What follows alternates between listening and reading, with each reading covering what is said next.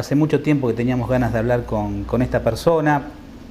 Tiene múltiples compromisos y hay una historia muy linda detrás de todo esto, porque Julio Aro, el hombre en cuestión, que es el presidente de la Fundación No Me Olvides, y que recientemente recibió la distinción Dos Rosas por la Paz y que está próximo a viajar a las Islas Malvinas, una vez más por supuesto, fue uno de los gestores, uno de los impulsores para que los soldados que estaban sepultados en el cementerio de Darwin, en Malvinas, con el rótulo NN, porque no habían podido ser identificados, hoy, gracias a un arduo trabajo, una gran mayoría tenga hoy una identidad. Julio, gracias por atendernos, bienvenidos.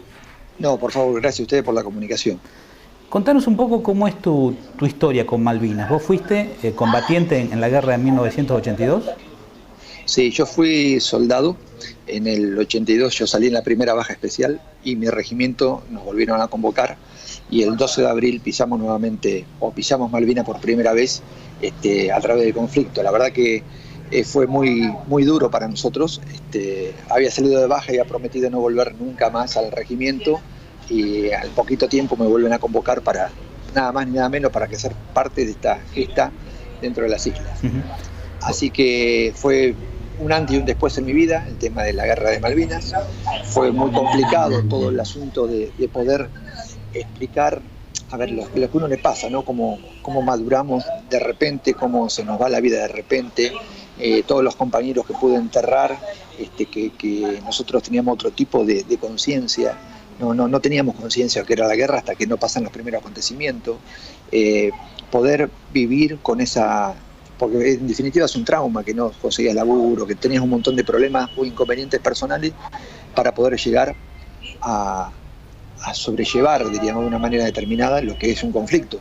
No te olvides que hay muchos de mis compañeros que perdieron la vida después o que se quitaron la vida porque no soportaron muchas de las presiones. Uno va trabajando durante mucho tiempo con la mochila de la causa Malvinas. Yo la tenía muy cargada, hasta que por ahí se me ocurrió en el 2008, un 2 de abril, descargar esa mochila, ir a buscar a Julio que había dejado en el 82 y me pagué un viajecito, en mi primer viaje de retorno a las islas. Quería encontrarme, quería buscar a ese Julio que había dejado en el 82, quería estar en el lugar donde enterrar a mis compañeros y la verdad que ese viaje fue bastante sanador por un lado y por otro lado preocupante. Sanador porque llegué a las islas, estuve en el lugar, estuve una semana seguida sin parar de llorar, porque a medida que lloraba la mochila esa que sentía tan pesada se descargaba. Esa mochila cada vez me hacía sentir más livianito y estar en el lugar, en los campos de batalla, en los lugares donde estuvimos fue muy bueno y muy sanador. Lo triste o lo malo que me pasó es que cuando fui a buscar a mis compañeros que había enterrado con mis propias manos no los encontré. Cuando hago la visita al cementerio de Darwin es donde encuentro un montón de placas que decía soldado argentino solo conocido por Dios y nunca le entendí. No sabía qué pasaba, no sabía que había debajo de esa cruz había alguien, nunca entendí nada. Hasta que digo, ¿de qué manera puedo hacer algo para saber cómo puedo regresar a las islas? Quería ver de qué manera podía solucionar esto, porque mis compañeros no estaban y no sabía qué había pasado.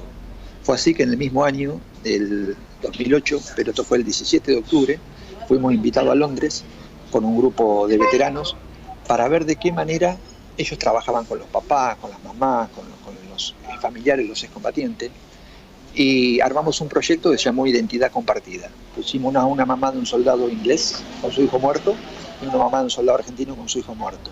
Y preguntamos quién había ganado la guerra y para ambas madres, las dos perdieron la guerra porque perdieron el ser más querido que tienen, que es un hijo.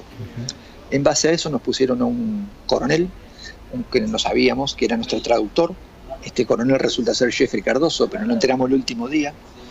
Era nuestro traductor y en todas las visitas que hacíamos en Londres querían que contara qué era lo que más me había molestado cuando fui a las islas.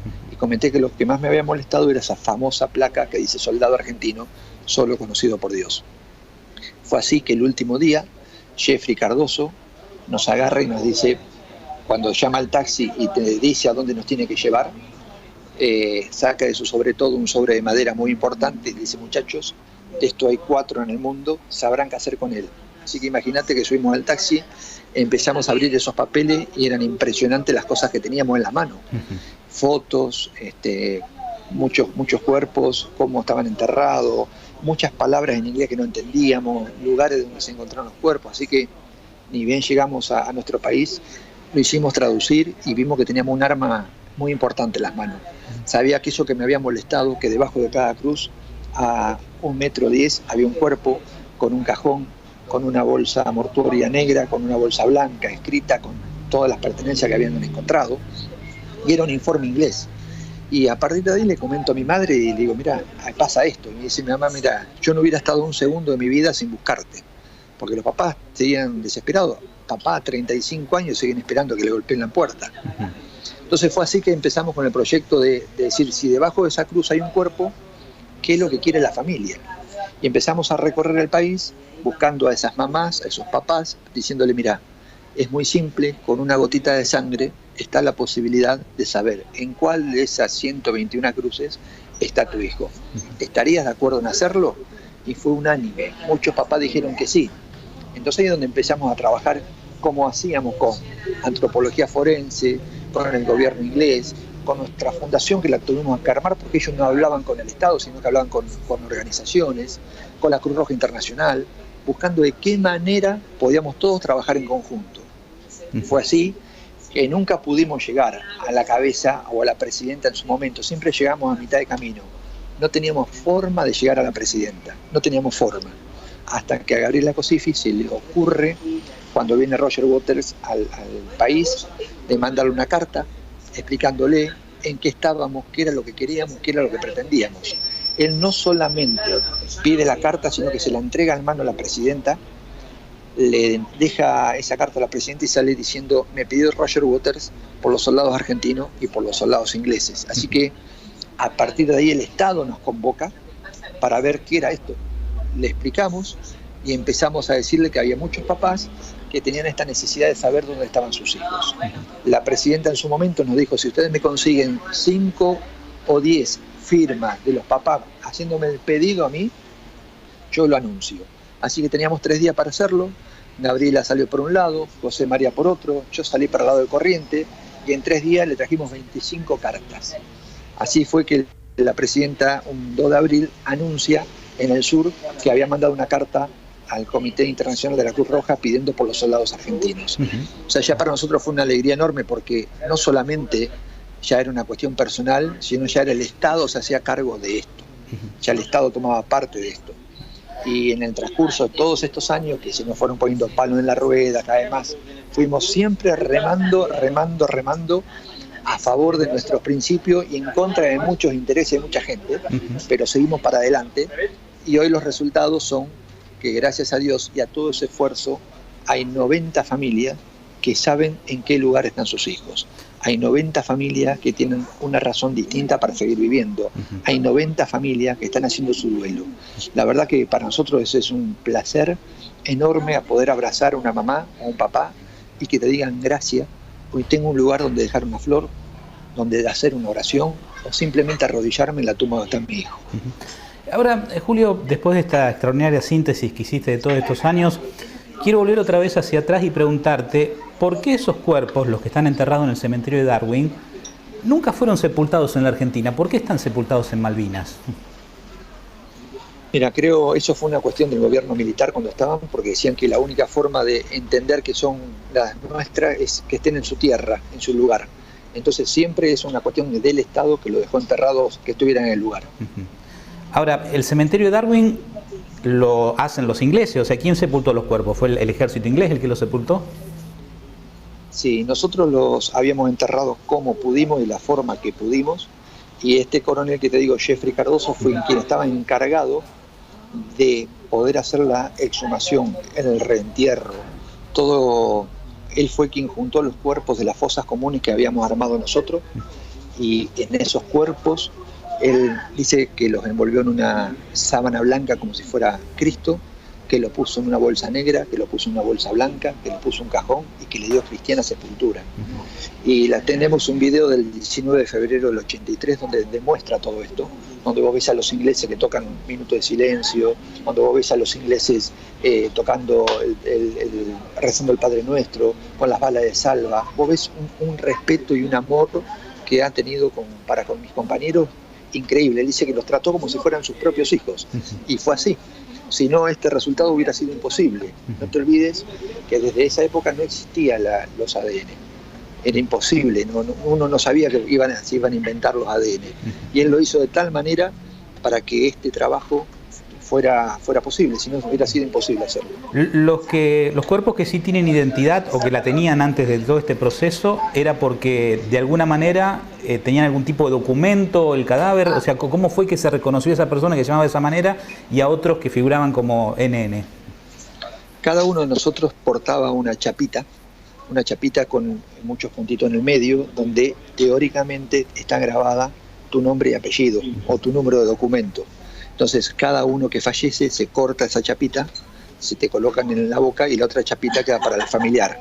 Muchos de nosotros, como en mi caso puntual, como no había tiempo, mi chapita estaba, pero sin grabar. La única forma que pudimos hacer es escribir en lápiz, en una hoja, S/62 aro, por ejemplo, sí, y la envolví con cinta scotch. Entonces esa cinta, cuando la envolví, y me colgaba esa medalla. Al tercer o cuarto día, imposible que eso perdure. Por eso muchos de nosotros no teníamos la chapita identificatoria. Por eso muchos de nosotros figuran ahí como soldados argentinos, solo conocidos por Dios. Ajá. ¿Todos los soldados que murieron en Malvinas están enterrados en Darwin? Sí, hay otros que murieron en Malvinas que están enterrados en Mar del Plata, por ejemplo. Ajá. El capitán Giachino está en Mar del Plata. Rolando Máximo Pachalzú, que es el último soldado que muere en el camino, está enterrado en Mar del Plata. Hay algunos soldados que los pudieron trasladar en su momento. Y Jeffrey Cardoso se toma el trabajo de tomar elementos que pertenecían a esos soldados y los guarda en ese sobre que te entrega a vos 20 y tantos años después. Sí, él no me entrega los elementos. Lo que él hace es en ese sobre está todo escrito, las pertenencias que tenía, cómo los encontró. Las fosas comunes las armamos nosotros, no las armó nadie.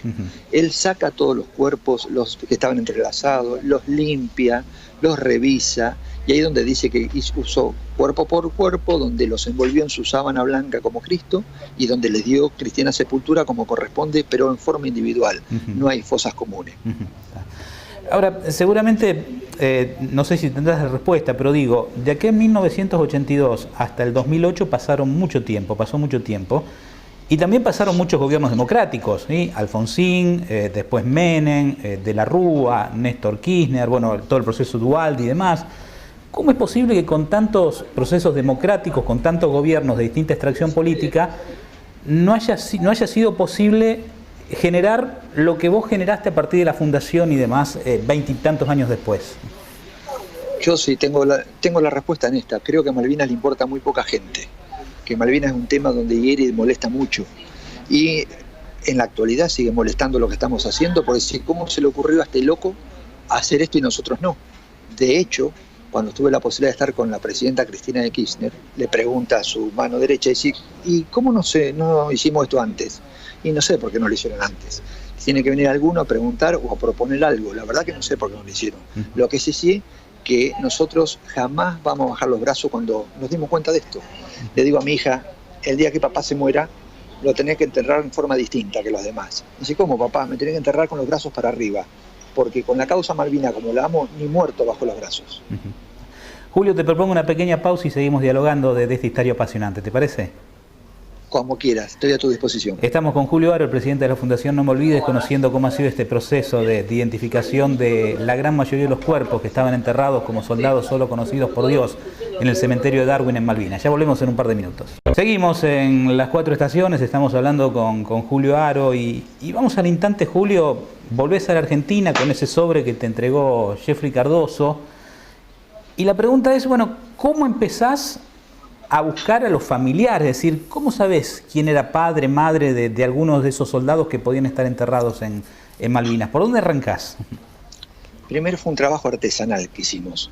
La verdad que artesanal, porque nos sentamos en esta misma mesa donde estoy sentado ahora con mis compañeros, empezamos a ver el informe una vez traducido y descubrimos que hay un soldado de la parcela B, de la fila 2, de la tumba 15, que se llama Gabino Ruiz Díaz. Ahí tiene que estar enterrado Gabino Ruiz Díaz por lo que decía el informe. Entonces empezamos a buscar a la familia de Gabino Ruiz Díaz. Nosotros teníamos los números de documentos de todos los muertos.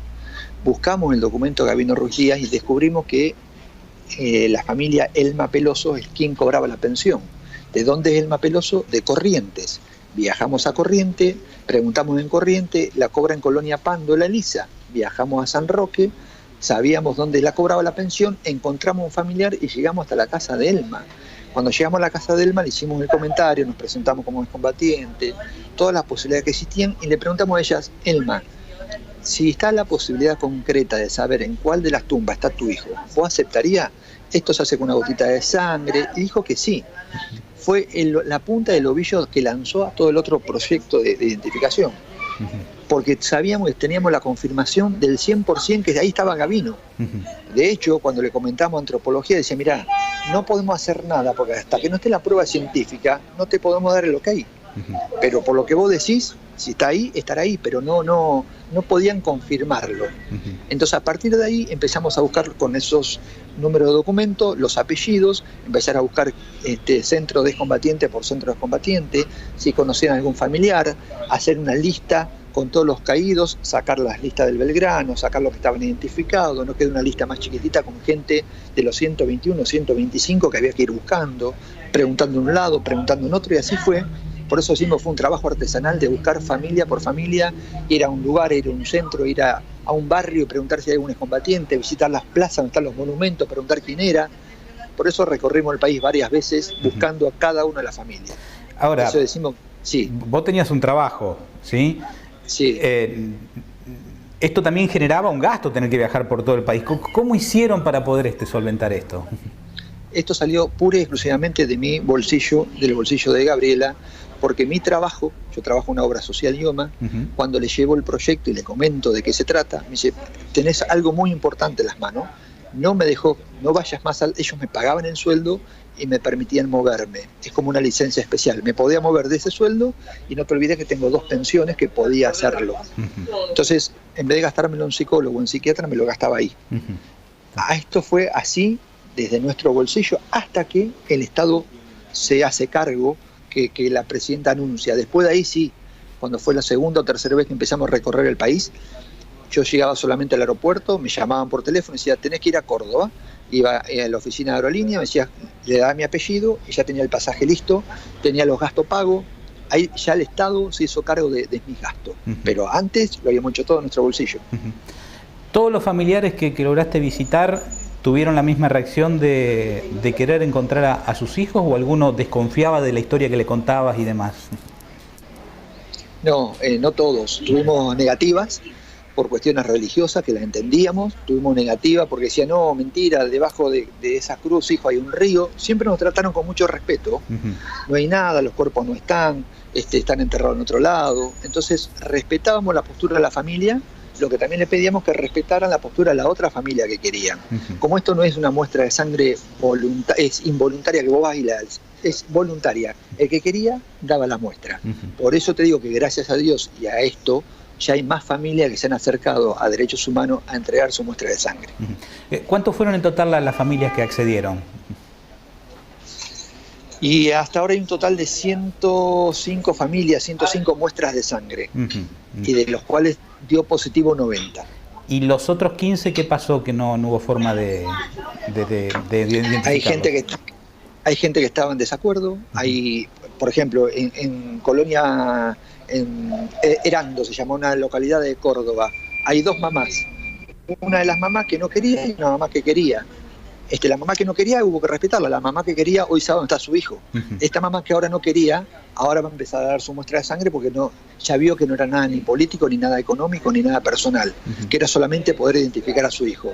Por eso todas necesitan ese proceso de entender qué es lo que pasó para esto, saber, nosotros lo único que queremos saber en qué lugar está su hijo siempre y cuando ellos quieran. Desde la primera familia que encontraste hasta el momento en que se le hizo al cuerpo de antropología forense, tenemos toda esta gente. ¿Cuánto tiempo pasó? Y mucho tiempo. Desde el 2012 que arrancamos puntualmente con el tema de las muestras de sangre, hasta ahora, hasta que se hizo el convenio, una vez que hubo el cambio de gobierno, que cambió el canciller. La canciller Malcorra fue la que armó la parte diplomática hasta que la Cruz Roja accediera a hacer el paraguas entre los dos estados.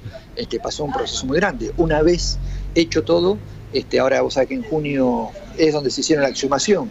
En el transcurso de 2 meses se sacaron las muestras de los 121 cuerpos. Y fue increíble. Ahí nomás se llevaron las muestras a Córdoba, a España, para poder cotejar, y los resultados son los que te acabo de decir. Geniales. Está. Bueno, recientemente vos viajaste con una delegación escolar de Mar del Plata, creo, decime si estoy bien informado, o de por allí, por la zona atlántica. Sí, con 2 delegaciones. 2 delegaciones. Una de Mar del Plata y otra que fue en una época, y ahora una de Balcarce. Está, pero esa delegación fue los primeros que viajaron, y puede ser que hayan ya puesto la identificación de los nombres en las tumbas.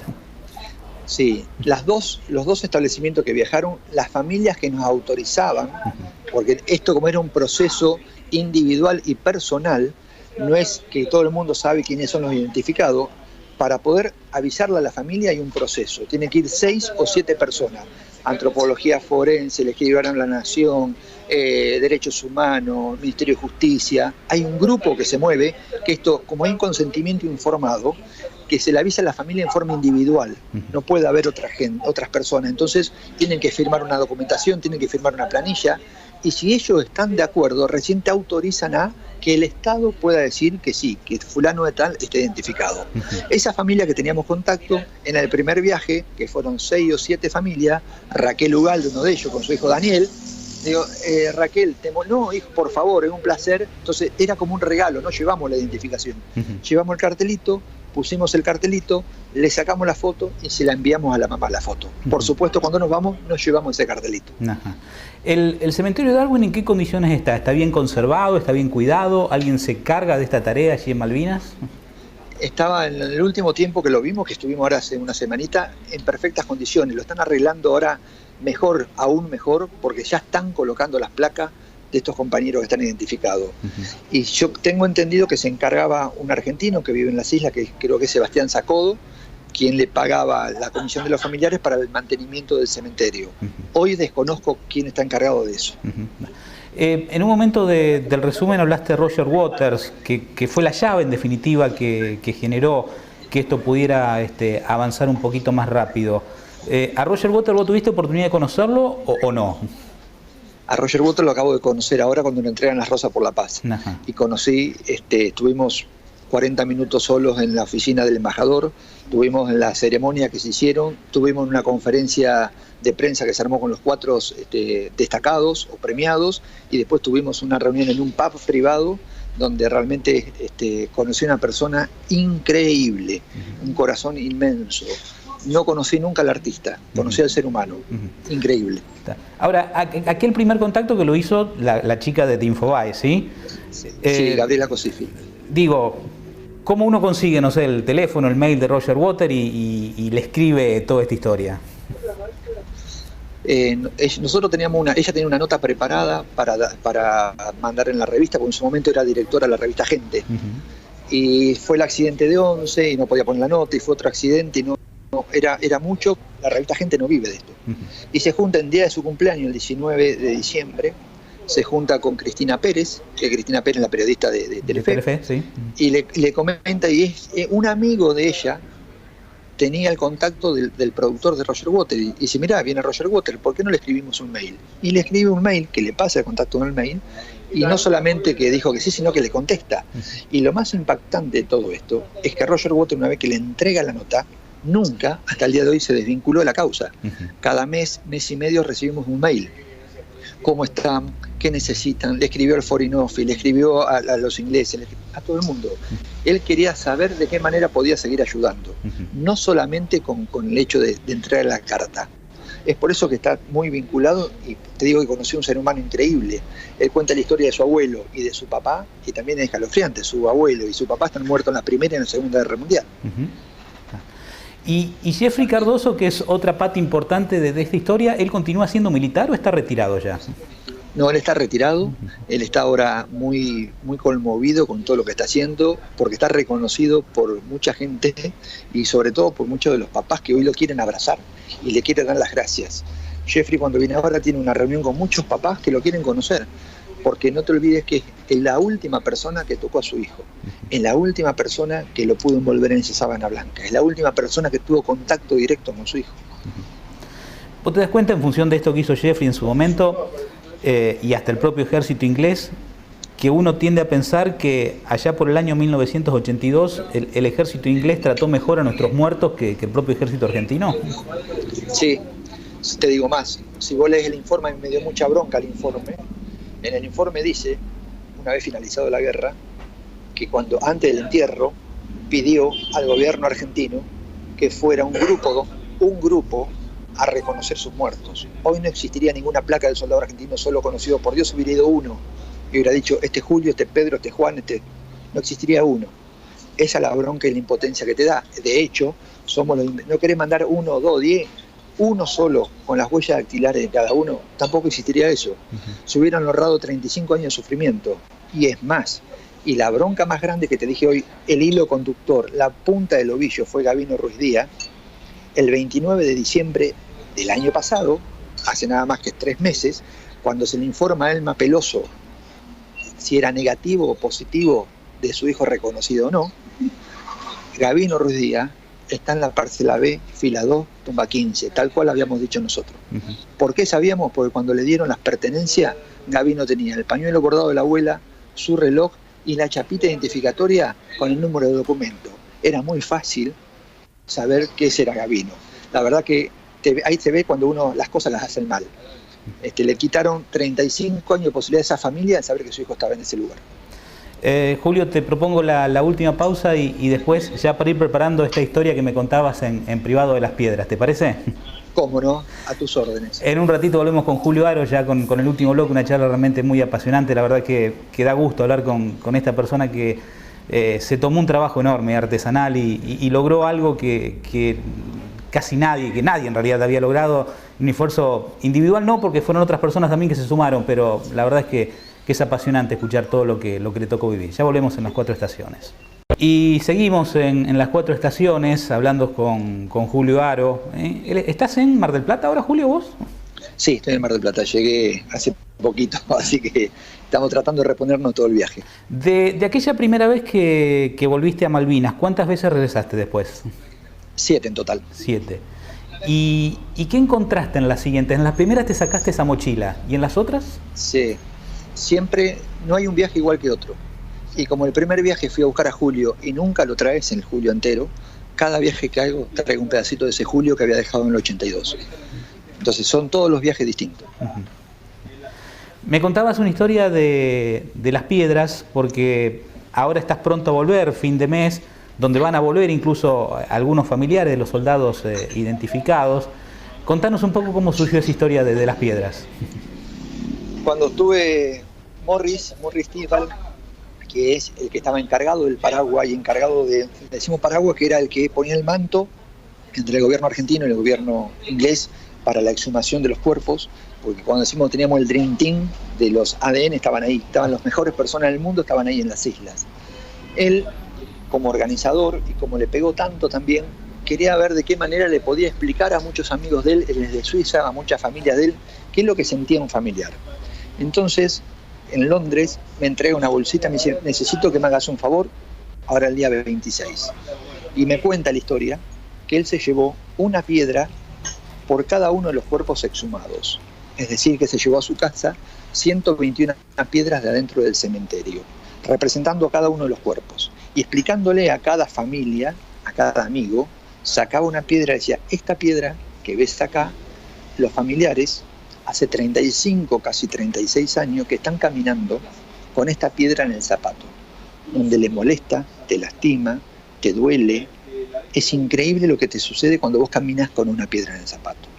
Al ser ahora sus hijos identificados, es sacarse esa piedra del zapato, donde ya no te duele tanto, te queda la lastimadura pero no te sangra, donde realmente te demuestra que cómo se puede mejorar, que lo que significa haberse sacado esa piedra del zapato. Entonces ahora, en esa bolsa que te digo, tengo 90 piedras que tengo que devolver a las islas.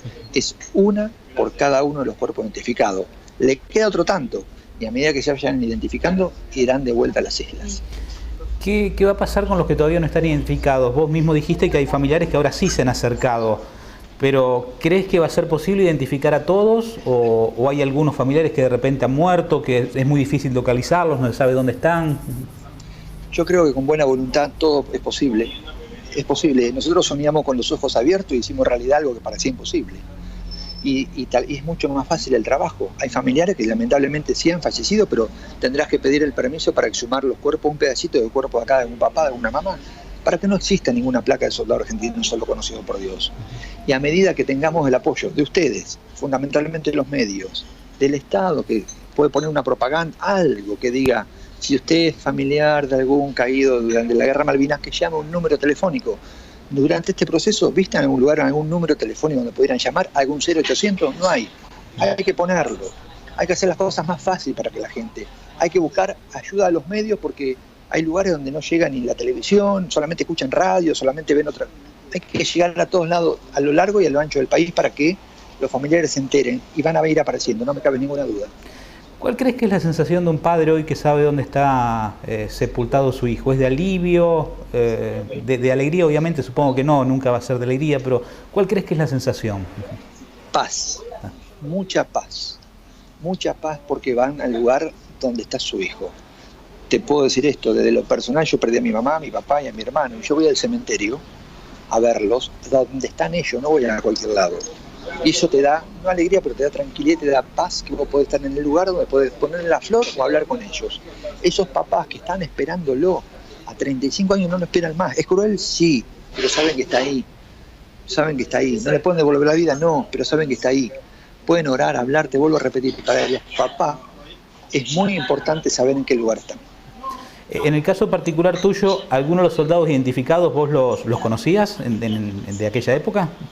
Sí, todos los del Regimiento de Infantería Mecanizado 6, Bordones, Chávez, Valvidare, Aguilar, eran compañeros míos y gracias a Dios están todos identificados. Del Regimiento 6 de Infantería de Mercedes, provincia de Buenos Aires, todos los soldados que fallecieron, que estaban sin identificar, hoy están identificados.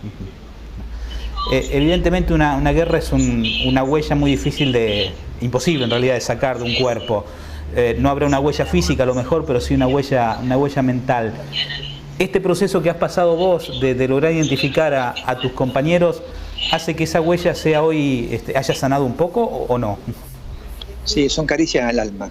Es cuando uno se pone en el lugar del otro. Yo siempre digo a los papás y a las mamás que si me hubiera tocado quedarme, yo hubiera sido como su hijo. Y seguramente si invertimos los roles, su hijo estaría al lado de mi mamá ayudándola a identificarme. Por eso te digo que te da una tranquilidad y te da una paz increíble. A lo largo de todo este proceso, yo necesitaba juntar las 3 letras mágicas, la P, la A y la Z, para tener paz interior.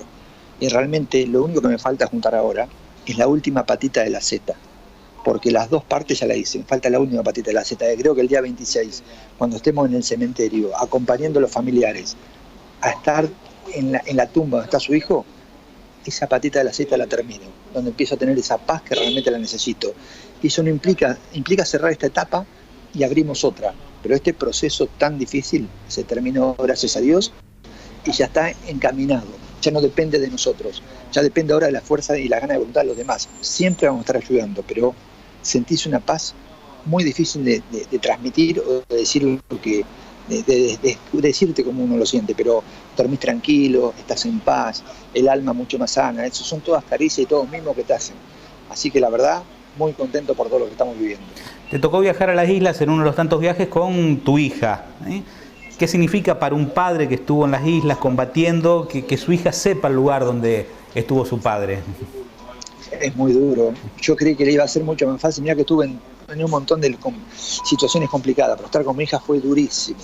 Fue durísimo porque aparte de explicarle, se emocionaba mucho, nos abrazamos mucho, nos sentamos mucho en la cruz gigante y me preguntaban si habíamos hablado y la verdad que con los abrazos que nos dimos no hace falta decir más nada. Se transmite en el abrazo todo lo que uno siente. Quizás comprenda mucho más de lo que hizo su papá, todo el tiempo que le robamos de estar juntos, que perdimos de estar juntos para poder ayudar a otra familia. Lo entiende y lo comprende. Y está muy feliz de esto, de poder acompañarme viviendo en el lugar donde estuve, acariciando a una mamá que no tiene a su hijo, siendo parte de esa familia. Es muy, muy importante haberlo compartido con mi hija. O sea que estaba pensando, después de escuchar todo esto, de que pasaron 30 y tantos años de la guerra, y este proceso que iniciaste vos junto con tus colaboradores, a uno le extraña, ¿sabes qué? Que esto ni siquiera tiene que ver con reclamar la soberanía que nos corresponde de las islas. Era una cuestión hasta humanitaria, saber quiénes eran los que estaban sepultados allí. Y la verdad es que resulta difícil de creer de que dos estados, el argentino y el inglés, no se hayan podido poner de acuerdo o no hayan querido ni siquiera ponerse de acuerdo en esas cuestiones, y que haya sido falta el trabajo de particulares, de combatientes para lograrlo. Sí, parece increíble, pero es la realidad. Se dio de esa manera y lo tenemos que hacer. No hay otra forma. Así que no importa, es culpa de quién o por qué. Lo importante es que lo pudimos hacer. No revolvamos para atrás porque no nos suma.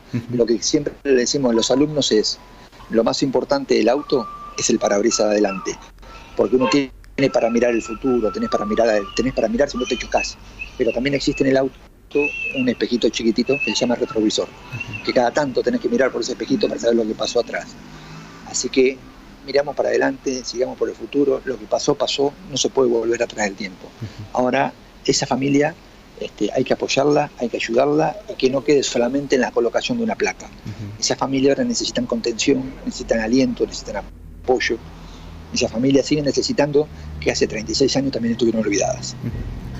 Y cuando vos ves en ese espejito retrovisor tu pasado, el de aquel pibe de 18, 19 años, ¿qué encontrás hoy, 30 y tantos años después? Encuentro un tipo con muchas más canas, encuentro un tipo mucho más maduro, encuentro una persona que realmente soy de la cuna, que nunca perdí las raíces que me dio mi familia, donde sigo con los mismos principios, con los mismos valores, donde realmente apoyo la cabeza en la almohada y puedo dormir, donde decís, pude ayudar a alguien. Uno intenta como profe, si ves una persona que se está ahogando, voy y la salvo, no importa en qué idioma hable, si de Boca, de River, peronista radical. Buscás el ser humano, buscás a la persona. Eso es lo más importante que veo en ese espejito retrovisor, que este tipo con mucha más experiencia lo está haciendo ahora mucho más fácil. Evidentemente, supongo, como todo excombatiente, te gustaría, como a todos los argentinos en definitiva, pero los que estuvieron ahí combatiendo, creo que con más fuerza todavía, que las islas sean argentinas y que haya un gobierno argentino en ese lugar. Esta pregunta tiene por ahí un costado más político, porque hemos pasado por las relaciones carnales, hemos pasado por directamente no tener relaciones, por mirarnos espalda con espaldas. ¿Cómo ves el proceso, o cómo te gustaría que sea el proceso para que el día de mañana, no sé, dentro de 5, 10, 15, 50, 100 años, las islas puedan volver a ser parte de la Argentina? Primero, las islas son nuestras. Y el proceso es muy fácil. El proceso a través del diálogo, entender que no con la guerra no conduce a nada. A través del diálogo se puede empezar. Nosotros tenemos la cabeza media quemada, los grandes, pero los chicos que hemos llevado a los alumnos tienen otro tipo de experiencia, otro tipo de proceso. Han hablado con los chicos de las islas y no tienen ningún resentimiento, ningún odio. Hay que darle tiempo al tiempo para que las cosas se acomoden. La verdad que creo que en muy poco tiempo, a través de la paz y a través del diálogo, vamos a volver a ver nuestra bandera flameando en las islas. Y en cada regreso que has tenido, en particular a Malvinas, ¿qué encontraste del habitante de las islas cuando saben que sos un excombatiente argentino? Mucho respeto, fundamentalmente mucho respeto. Uno no va a hacer ningún tipo de lío, solamente va a recordar. Nos hemos encontrado con excombatientes ingleses, donde cuentan su experiencia de un lado y nosotros contamos la nuestra, donde prevalece dentro de las dos experiencias el ser humano. Entonces, si vos me trataste de matar, yo te traté de matar, y sin embargo estamos hoy conjuntos buscando qué es lo que nos pasó. Entonces, eso es fundamental. Los isleños, cuando vos te comportás como corresponde, sin agredir, sin decir nada raro, sino solamente como si fuera otro lugar, te tienen con mucho respeto. Evidentemente, de acuerdo incluso a lo que contás, en las guerras no hay ganadores. Aún el ejército que es el vencedor, para los soldados queda probablemente la misma huella que para los vencidos, ¿no? Es así. Por eso te digo que no hay las guerras son hechos lamentables que enlutan a los pueblos. No hay guerras ni buenas, ni santas, ni justas. Por eso digo que la guerra lo hacen los que gobiernan y la pelea del pueblo. Las guerras no conducen a nada. Julio, ya para ir buscando la despedida, lo último es este premio que has recibido, esta distinción de Dos Rosas por la Paz. ¿Cómo te enterás y qué significa en definitiva esta distinción? ¿Cómo surge todo eso? Nos invitan de la embajada, que teníamos un reconocimiento de las 4 personas que habíamos empezado todo este proceso y seguido hasta la última consecuencia de la identificación, que no quiere hacer una distinción. La verdad que me sorprende, porque uno no busca ningún tipo de distinción, lo único que buscaba es la identificación de mis compañeros. Y lo más lindo, que cuando nos entregan la rosa, que es en la embajada, que estamos con las 4 personas que realizamos todo el proceso, quien te entrega la rosa es una madre, la madre de Dalal Masad, y te entrega esa rosa y con esa mirada que te dice gracias, hoy tengo a mi hijo nuevamente en casa. Es muy importante, es mucho más importante ese abrazo de la mamá, con todo respeto, que la rosa que nos pueden dar. Entonces, en el conjunto entre ese abrazo de la mamá y la distinción, estamos muy, pero muy contentos por lo vivido. Ya la última tiene que ver con algunos números. ¿Cuántos soldados hay sepultados en Darwin? ¿Cuántos ahora entonces están identificados y cuántos quedan por identificar? Mira, con de matemáticas, yo soy profe de educación física, no de matemática. Hay 237 cuerpos enterrados en las islas. Hay 121 de esos 237 cuerpos, hay 121 que faltan identificar. Y de esos 121 ya tenemos 90 identificados. Está. Estamos hablando que faltan 31 en definitiva. 31. Que es el paso siguiente entonces. Exactamente. ¿Los soldados británicos están sepultados también en las islas, los que murieron en Malvinas, o en Gran Bretaña? Muchos están enterrados en las islas, por eso hay un cementerio cerquita del nuestro donde están enterrados muchos de los que perdieron la vida en Malvinas. Julio, muchísimas gracias por esta charla. Viajan ahora, como decíamos, a fin de mes y seguramente tendrá una carga emotiva enorme porque van a ir acompañados de un grupo de familiares que ya saben dónde están sus hijos.